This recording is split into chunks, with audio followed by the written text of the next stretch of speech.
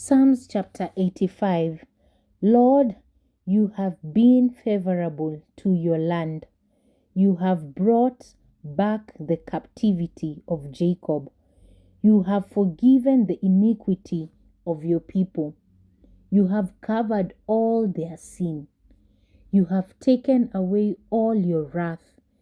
You have turned from the fierceness of your anger. Restore us, O God of our salvation, and cause your anger toward us to cease. Will you be angry with us forever? Will you prolong your anger to all generations?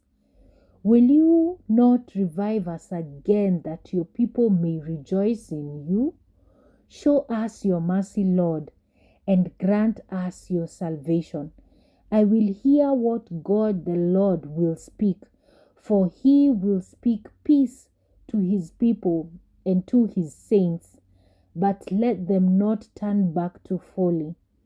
Surely his salvation is near to those who fear him, that glory may dwell in our land.